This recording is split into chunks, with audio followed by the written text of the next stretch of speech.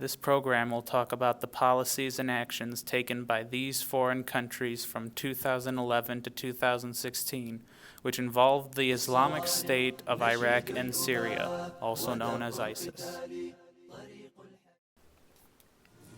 Our journey starts with Russia, the biggest country in size. With the leadership of Vladimir Putin, Russia started backing up the Syrian government against rebels since 2011, which was the first interaction for Russia since the beginning of ISIS. However, in 2012, Russia has targeted the rebels in areas where the government had been losing ground to ISIS. In 2013, Putin commented with concern about the situation by saying, "From the outside, some people think that if you bring the entire region in compliance with someone's specific idea of democracy, things will settle down and everything will be alright in that region." But he said, "But that's not true." Finally, in 2016, and after years of concern, Russia withdrew forces from Syria. Contrasting Russia, the United States sought to aid the rebel groups in the region. In 2011, the United States made plans to withdraw from Afghanistan and the Middle East until the rise of ISIS brought them back. In 2014, the United States talks of training secret moderate rebel groups to fight the Assad regime and ISIS. However, these groups are small and aren't well supplied. In 2015, the United States began supporting the Ankara government in Turkey, despite possible ties with ISIS and its hostility towards Kurdish groups such as the YGP.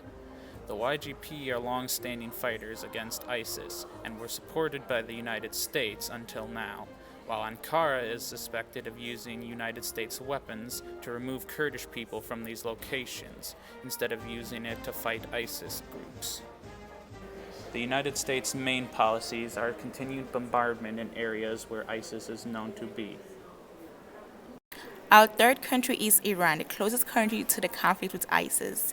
In 2011, Iran sought to become economic partners with Iraq in order to cut ties from other trading partners like the United States and Turkey. In 2013, trade has reached $12 billion and is growing. In June 2014, Iran sent several security advisors, including Qasem Soleimani, to Iraq in order to ensure the continued survival of the nation. Their mission was to support Iraqi military.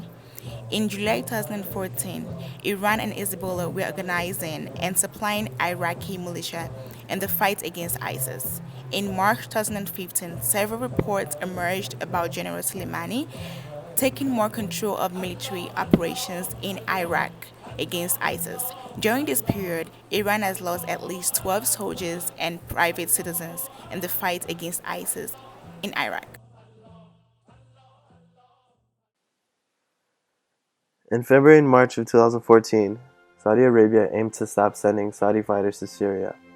Saudis were worried that the jihadis they had previously sent to Syria to fight were going to come back and fight against the Kingdom of Saudi Arabia.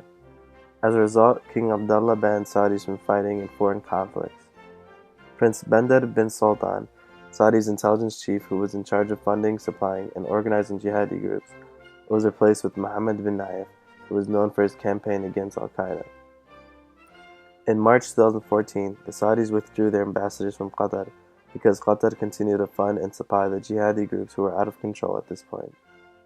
By December 2015, Saudi Arabia announced to create its own coalition of 34 Islamic states that will fight terrorism. The United States and Russia's goals conflict with one another, and so, possibly to avoid any conflict with the United States, Russia has pulled out of Syria and the fighting. Saudi Arabia has taken more indirect method to support the rebels groups, vying to create several Islamic states against terrorism in the region, while Iran continues to counter rebels groups as before.